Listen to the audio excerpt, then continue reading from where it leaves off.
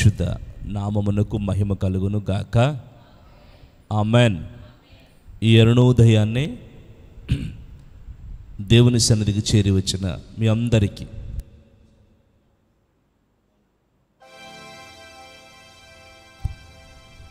ప్రభు సన్నిధికి చేరి వచ్చిన మీ అందరికీ ప్రభువైన యేసుక్రీస్తు నామములో వందనాలు, స్తోత్రాలు. ప్రభు మిమ్మల్ని దీవించి ఆశీర్వదించును గాక. ఆమెన్. మరి ఈ 30 రోజుల ఉపవాస ప్రార్థనలు ప్రారంభించి మొదటి రోజు ప్రభు దీవెనకరంగా మార్చారు. ఈ 2వ రోజులకు దేవుడు మనందరినీ తీసుకుని వచ్చారు. ఈ ఉదయకాలములో అరుణోదయాన్ని ఇప్పటి వరకు మనం ఎన్నో ప్రార్థనలు, ఎన్నో స్తోత్రాలు ప్రభు సన్నిధిలో మనం చెల్లించాం. ఒక వాక్యాన్ని మనం చదువుకుని ఈ దినం దేవుని మాటల్ని మనం ధ్యానం చేద్దాం. చూడండి, యెహెజ్కేలు పుస్తకం 36వ అధ్యాయం 9వ వచనం. యెహెజ్కేలు పుస్తకం 36వ అధ్యాయం 9వ వచనం. నేను మీ పక్షమున ఉన్నాను. ఆమేన్. నేను మీ పక్షమున ఉన్నాను అని దేవుడు మనకి వాగ్దానం చేసిన దేవుడు ఏ విషయాల్లో మన పక్షముగా ఉన్నాను అని ఉన్నారో అని ఒక్కొక్కటిగా మనకు తెలియచేస్తున్నారు. నిన్నటి దినాన 3 విషయాలు మనం ధ్యానం చేసాం. 1, ఆయన మన పక్షంగా ఉండగా మనకు విరోధి ఎవరు ఉండరు. 2, ఆయన మన పక్షంగా ఉండగా సాతానుని దేవుడు మన పక్కన నిలబడి జయింపు చేస్తున్నారు, తప్పిస్తున్నారు. సాతాను యొక్క ఉచ్చులోంచి తప్పిస్తున్నారు. 3, ఆయన మన పక్షాన ఉండి మనకు సమాధానాన్ని స్థిరపరుస్తున్నారు. యెషయా పుస్తకం 26వ అధ్యాయం 12వ వచనాన్ని, యెషయా పుస్తకం 26వ అధ్యాయం 12వ వచనాన్ని మనం చదవగలిగితే, యెహోవా నీవు మాకు సమాధానము స్థిరపరచెదవు, నిజముగా నీవు మా పక్షమున ఉండి మా పనులన్నిటినీ సఫలపరచెదవు. Praise the Lord. ఈ ఉదయకాలంలో దేవుడు వాగ్దానం, ఆయన మన పక్షమున ఉండి మన పనులన్నీ సఫలపరుస్తానని మాట్లాడుతున్నారు. యెహోవా నిజముగా నీవు మా పక్షమున ఉండి ఏం చేస్తారు? మన పనులన్నిటినీ సఫలం చేస్తారు. ఈ రోజున మన పనుల్ని ఎవరు సఫలం చెయ్యాలి? దేవుడు సఫలం చెయ్యాలి. మన పనుల్ని ఎవరు ముందుకు తీసుకుని వెళ్ళాలి అంటే దేవుడు మన పనుల్ని ముందుకు తీసుకుని వెళ్ళాలి. ఈ రోజున అందుకే బైబిల్లో దేవుడు మన పనులను సఫలం చెయ్యాలి అంటే, ప్రియులారా, దేవుడు మన పనులను సఫలం చేయాలంటే ఒక వాక్యం రాయబడి ఉంది. సామెతల పుస్తకం 16వ అధ్యాయం 3వ వచనం. సామెతల పుస్తకం 16వ అధ్యాయం 3వ వచనాన్ని చదువుకుందాం. నీ పనుల భారము యెహోవా మీద నుంచుము, అప్పుడు నీ ఉద్దేశములు సఫలమగును. నీ పనుల భారం యెహోవా మీద ఉంచుము, అప్పుడు నీ ఉద్దేశాలు సఫలమగుతాయి. ఈ రోజున దేవుడు మన పక్షాన ఉండి మన పనుల్ని సఫలం చేయాలని ఆశిస్తున్నారు. అందుచేత దేవుడు అంటున్నారు, మన పనుల భారాన్ని ఆయన మీద మనం మోపాలి. సొలొమోను భక్తుడు వ్రాస్తున్న ఈ మాటని మనం అర్థం చేసుకోగలిగితే, ఎవరైతే పనుల భారము చేత సతమతం అయిపోతున్నారో వారు తమ పనుల భారాన్ని దేవుని మీద మోపాలి. ఎప్పుడు మన పనులు సఫలం చేస్తారు? ఎప్పుడు మన ఉద్దేశాలు సఫలమవుతాయి? మనము తలంచింది, మనం ఉద్దేశించింది, మనము చేయదలిసింది, పూనుకున్నది ఎప్పుడు సఫలమవుతుందంటే, నా ప్రియులారా, మనము దేవుని మీద ఆ భారాన్ని ఉంచాలి. బైబిల్లో ఇద్దరు అక్క చెల్లెళ్ళు మనం చూస్తాం. ప్రియులారా, మార్తా, మరియా. యేసు ప్రభు ఆ ఇంటిలోనికి వెళ్ళినప్పుడు, బేతనీకి వెళ్ళినప్పుడు మార్తా మరియలు ఆయనకు పరిచారం చేసేవారు, ఉపచారం చేసేవారు. ఒకరోజు ఎప్పటిలాగే యేసు ప్రభు వాక్యాన్ని బోధించడానికి ఆయన కూర్చుని ఉండగా, మరియా ఆయన పాదముల వద్ద కూర్చుని ఏం చేస్తుందంటే ఆయన చెప్తున్న మాటల్ని వింటూ ఉంది. కానీ మార్తా వంటగదిలో విస్తారమైన పనులు పెట్టుకుని తొందరపడుతుంది అని దేవుని లేఖనంలో వ్రాయబడి ఉంది. ఇద్దరు కూడా యేసయ్య వద్ద ఉన్నారు. కానీ ఒకరేమో పనుల భారంతో ఉన్నారు, ఒకరేమో పనులన్నీ ఆయన మీద విడిచిపెట్టి ఆయన ఏం చెప్తారా, ఆయన నోటి నుంచి ఏ మాట వస్తుందా, ఆయన నోటిలో ఏ వాక్యాన్ని దేవుడు మాట్లాడతారా అని మరొకరు ఆశతో ఎదురు చూస్తున్నారు. అందుచేత మార్తా పనుల భారంతో సతమతమైపోతూ ఉంటే, మరియా పనులన్నీ ఆయన మీద వేసి చింత యావత్తు మనం చదివిన పేతురు పత్రికలో ఆ మాటని మనం చూస్తాం. 1 పేతురు 4వ అధ్యాయం 5వ అధ్యాయం 7వ వచనం. 1 పేతురు 5వ అధ్యాయం 7వ వచనం. ఆయన మిమ్మల్ని గూర్చి చింతించుచున్నాడు గనుక మీ చింత యావత్తు ఆయన మీద వెయ్యండి. దేవుడు మన కొరకు చింతిస్తున్నారు. ఆయనకు తెలుసు మనకి ఏ పనులున్నాయో, ఏ బాధలున్నాయో, ఏ చింతలున్నాయో, ఏ వేదనలున్నాయో, ఎక్కడ నలిగిపోతున్నామో, ఎక్కడ సతమతం అయిపోతున్నామో, ఎక్కడ విడుదల లేని పరిస్థితుల మధ్యలో మనం బాధపడుతున్నామో ఆయనకు తెలుసు. కానీ ఆయన చూస్తూ ఉంటారు. ఎప్పటి వరకు చూస్తూ ఉంటారంటే, మనము ఆయన మీద వేసేంత వరకు, మన పనుల భారాన్ని, మన చింతలు యావత్తు ఆయన మీద మోపేంత వరకు ఆయన మౌనంగా ఉంటారు. ఆయన మౌనంగా చూస్తూ ఉంటారు. అయ్యా, నా భారం ఇదయ్యా, భరించలేకపోతున్నాను, నా కష్టం ఇదయ్యా, తట్టుకోలేకపోతున్నాను, నా అవమానం ఇదయ్యా, నిందలకి తాళలేకపోతున్నానని ఏ మనిషి అయితే, ఏ వ్యక్తి అయితే ఏ భారంతో బ్రతుకుతూ ఉన్నారో ఆ భారాన్ని ఆయన మీద వేయగలిగితే, అందుకే ప్రియులారా, ప్రయాసపడి భారం మోసుకుంటున్న సమస్త జనులారా నా వద్దకు రండి, మీకు విశ్రాంతినిస్తాను అన్నారు. ఎవరైతే భారం మోస్తున్నారో, భారంతో నలిగిపోతున్నారో, భారాన్ని మొయ్యలేక భరించలేక ఉన్నారో వారు ఆయన దగ్గరికి వచ్చిన వారు తమ చింత యావత్తు యేసయ్య మీద వేయగలిగితే, ఆయన మీద మోపగలిగితే, నిశ్చయముగా ఖచ్చితముగా ఈ అరుణోదయాన్ని మీ చింత యావత్తును ఆయన మోసి మీ పనుల భారాన్ని ఆయన సఫలం చేయబోతున్నారు. ఆమేన్. మీ పనుల భారాన్ని సఫలం చేయబోతున్నారు.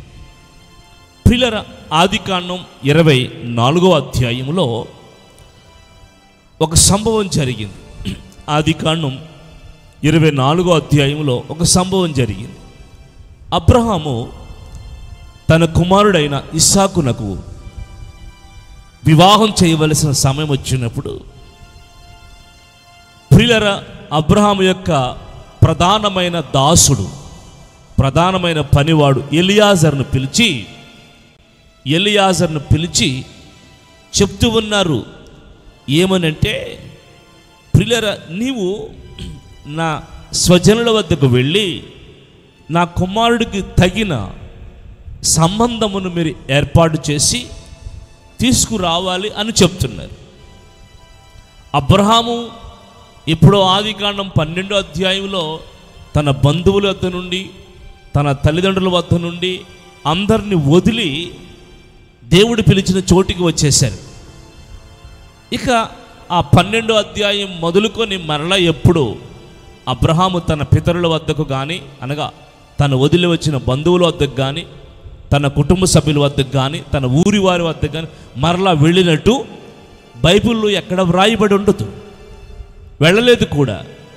కానీ తన కుమారుడికి వివాహం చూడవలసిన సమయం వచ్చినప్పుడు ఎలియాజర్ని మరలా తన ఇంటికి పంపిస్తున్నాడు. తన బంధువుల వద్దకు, తన వదిలి వచ్చిన దేశం వద్దకు పంపిస్తున్నాడు. పంపించేటప్పుడు ప్రియులారా చెప్తూ ఉన్నాడు, నా స్వజనుల వద్ద నుండి, నా తండ్రి ఇంటి వారి వద్ద నుండి. 4వ వచనంలో నా స్వదేశమందున నా బంధువుల వద్దకు వెళ్ళి ఇస్సాకునకు, అనగా నా కుమారునికి భార్యను తెచ్చినట్లు ఆకాశం యొక్క దేవుడు, భూమి యొక్క దేవుడని యెహోవా తోడని ప్రమాణం చేస్తున్నాను. కింద వచనంకి వెళ్ళగలిగితే, ఈ దేశము నా వెంట వచ్చుటకు ఒకవేళ ఆ స్త్రీ ఇష్టపడని, చాలా పై వచనంలో రాయబడి ఉంటుంది. ఇక్కడ ఆమెని తీసుకురమ్మని, ఒక వ్యక్తిని, తగిన భార్యను తీసుకురమ్మని ఎలియాజర్ని పంపిస్తున్నాడు. ఇక్కడ జరిగే విషయం ఏంటంటే, ఎలియాజర్ ఎప్పుడు అంతకుముందు ఆ దేశానికి వెళ్ళలేదు. వినండి, ఆ దేశం ప్రియులారా చాలా సంవత్సరాలు అబ్రహాం వదిలి వచ్చారు. ఇప్పుడు ఆయన బంధువులు ఎలాగుంటారో, ఆయన కుటుంబ సభ్యులు ఎలాగుంటారో, ఇంచుమించుగా వదిలి వచ్చింది 20 సంవత్సరాలు. ఈ వివాహ వయసు ఒక 30 సంవత్సరాలు అనుకుందాం. ఇంచుమించుగా 50 సంవత్సరాల వయసు, సంవత్సరాలు వదిలి వచ్చిన దేశం సమయం. అయినను ఆ దేశానికి వెళ్ళి, నా బంధువుల వద్దకు వెళ్ళి నా కుమారునికి భార్యను తీసుకురమ్మని చెప్తూ ఉన్నారు. పంపించేటప్పుడు దేవుని పేరట, ఇదిగో దేవుని పేరట 7వ వచనం ఆఖరి వచనంలో, ప్రియులారా ఇదిగో దేవుడు యెహోవా తన దూతను ముందుగా నీకు పంపును ఉందా? 7వ వచనం ఆఖరి మాట.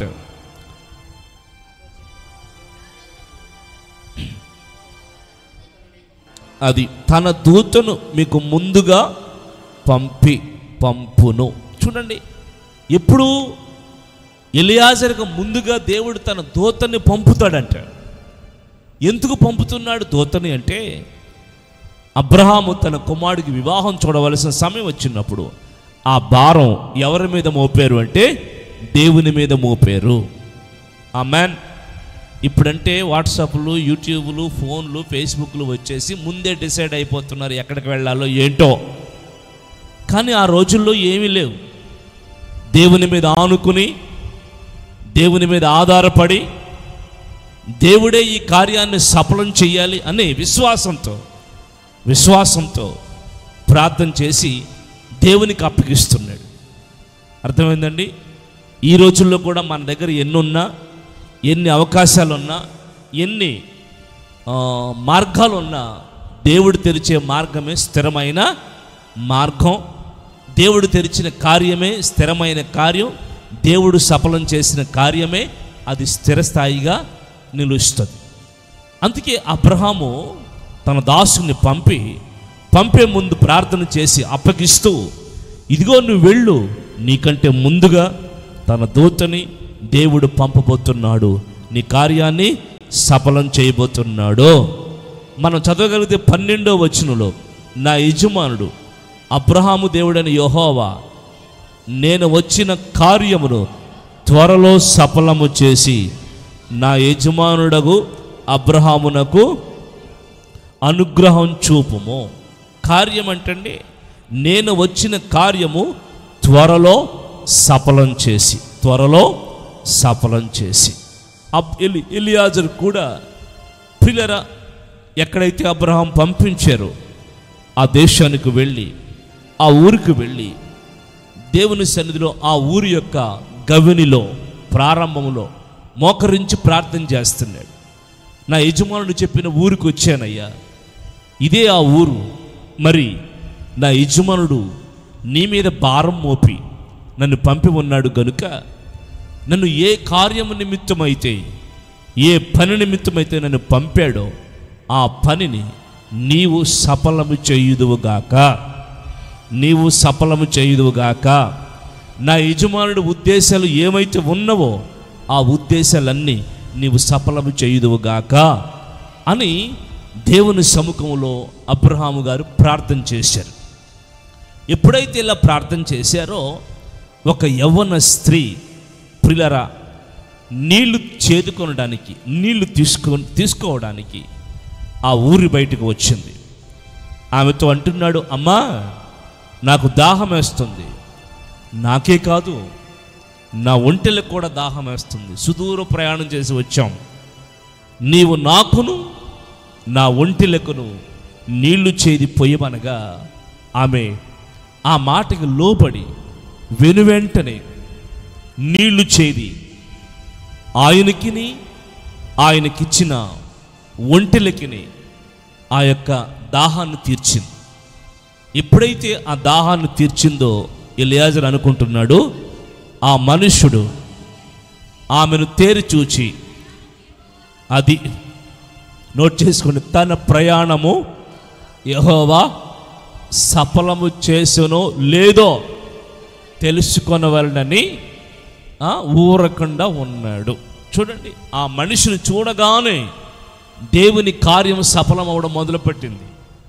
దేవుడు తను పంపిన ఉద్దేశం, తన యజమానుడు పంపిన ఉద్దేశం, తను వచ్చిన ఉద్దేశం సఫలమవడం మొదలుపెట్టింది. ఈ రోజున నా ప్రియులారా, ఎప్పుడు మన కార్యాలు సఫలమవుతాయి, ఎప్పుడు మన పనులు సఫలమవుతాయి, ఎప్పుడు మన ఉద్దేశాలు సఫలమవుతాయి, ఎప్పుడు మనము చేసేదంతయో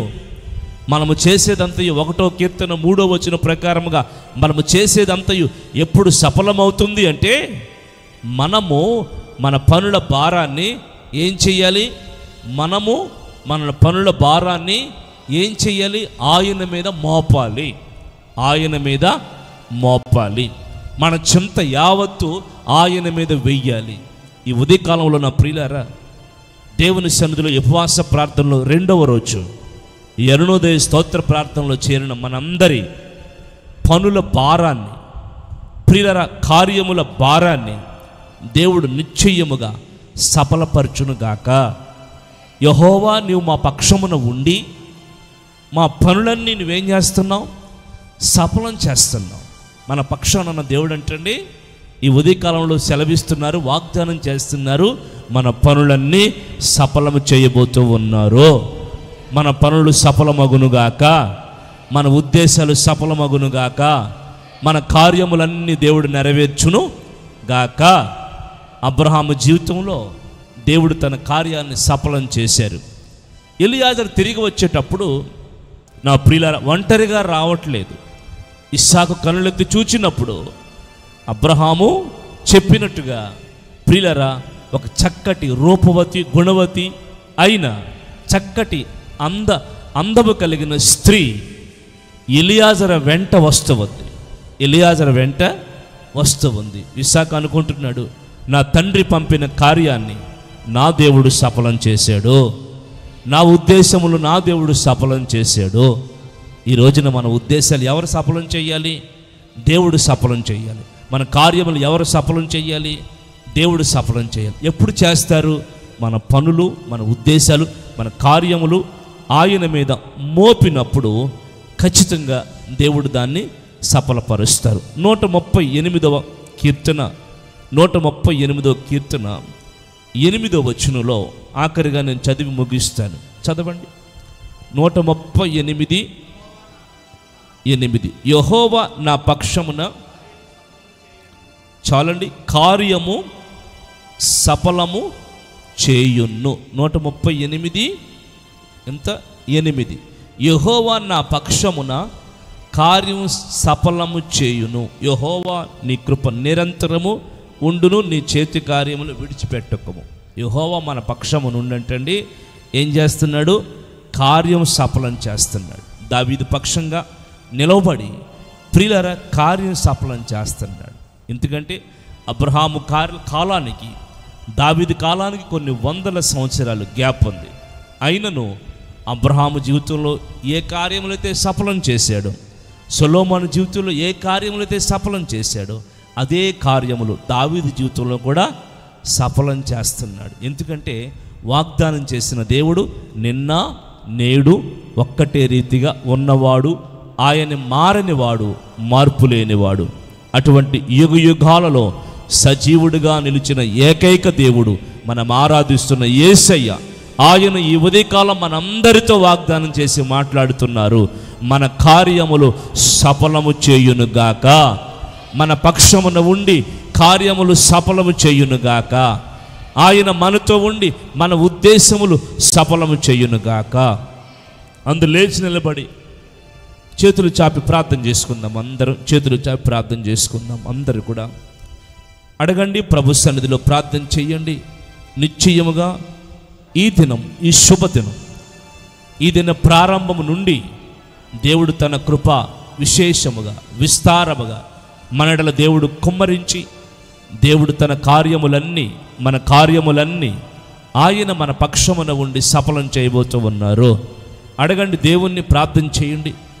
ఈ ఉదయకాలంలో అరుణోదయ స్తోత్ర ప్రార్థనలో పక్షులైనా మేలుకొనక ముందే దేవుని కృప మనల్ని ఆవరించింది. దేవుడు తన కార్యాలు మన జీవితాల్లో జరిగించడానికి ఉద్దేశించిన వాడై మన పనుల భారమంతా ఆయన మీద మోపమని సెలవిస్తున్నారు. మన చింత యావత్తు ఆయన మీద వెయ్యమని అడుగుచూ ఉన్నారు. Praise the Lord. Hallelujah, hallelujah. అడగండి, చేతులు చాపి ప్రార్థన చేయండి. స్తోత్రం, స్తోత్రం, స్తోత్రం, స్తోత్రం, స్తోత్రం.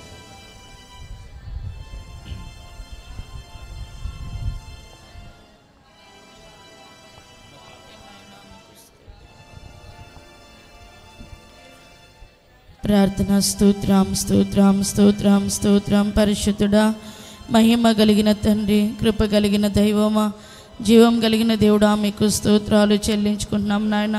ఈ ఉదయకాలము ప్రభా మీరు మాతో మాట్లాడి మమ్మల్ని దర్శించిన విధానం బట్టి మిమ్మల్ని స్తుతిస్తున్నాము నాయన. నీకు స్తోత్రాలు తండ్రి. అయ్యా, నీవు మా పక్షముగా ఉంటే నాయన ప్రతి కార్యం సఫలం చేయబడుతుందని తండ్రి మీరు తేటగా తెలియచేశారు నాయన. నీకు స్తోత్రాలు. ఇదిగో నాయన, మా పనుల భారము నాయన మా మీదే మేము మోపుకొని అయ్యా మేమే మా నిమిత్తం మేమే ప్రయాసపడుతున్నాము నాయన. నీకు స్తోత్రాలు. అయ్యా, మా చింత యావత్తు నీ మీద పెట్టలేకపోతున్నాము నాయన, నీ మీద ఆనుకోలేకపోతున్నాము తండ్రి. అయ్యా, నీ వైపు చూడలేకపోతున్నాము నాయన. నీకు స్తోత్రాలు. అయ్యా, బలహీన పడిపోయిన మా జీవితంలో నాయన మరొకసారి తేటగా ముఖాముఖిగా అయ్యా నీకు స్తోత్రాలు. స్పష్టంగా నాయన మీరు మాట్లాడారు నాయన. నీకు స్తోత్రాలు తండ్రి. అయ్యా, నీ వాక్యం వింటే, నీ వాక్యాన్ని వింటే నాయన ప్రభువా మా జీవితాలు నెమ్మది పడితేని, సమాధాన పడితేని, మా పనుల భారము యావత్తు నీ మీద మోపితే ప్రభువా మా జీవితంలో సమాధానం నెమ్మది కలుగుతుందని మీరు మా పక్షముగా ఉండి సమస్తము అయ్యా నువ్వు జరిగిస్తానని నీ లేఖనము త్వరగా తేటగా తెలియచేశారయ్యా. నీకు స్తోత్రాలు. అనేక మంది భక్తులు ప్రభువా నీ మీద ఆనుకుని ఉన్నారు నాయన. వారి పక్షంగా మీరుండి అయ్యా ప్రతి కార్యము సఫలపరిచిన దేవుడా, ఇదిగో నాయన ఈరోజు మీరు మాతో మాట్లాడి మా జీవితంలో నాయన మీరు మా పక్షముగా ఉండి మా కార్యములు సఫలము చేస్తానని నిశ్చయముగా నాయన మీరు తేటగా మాట్లాడి మమ్మల్ని బలపరిచిన విధానం బట్టి నేను స్తుతిస్తున్నాము తండ్రి. నీకు స్తోత్రాలు. నిశ్చయంగా నాయన మా పక్షముగా, సంఘ పక్షముగా, కుటుంబాల పక్షముగా నాయన ప్రతి ఒక్కరి వ్యక్తి పక్షముగా మీరుండి ప్రతి కార్యము సఫలపరిచి మీరే మహిమ పొందుకొనమని యేసే పరిశుద్ధమైన నామంలో ప్రార్థించి స్తుతించి అడిగి వేడుకొంచున్నాము తండ్రి. ఆమేన్, ఆమేన్.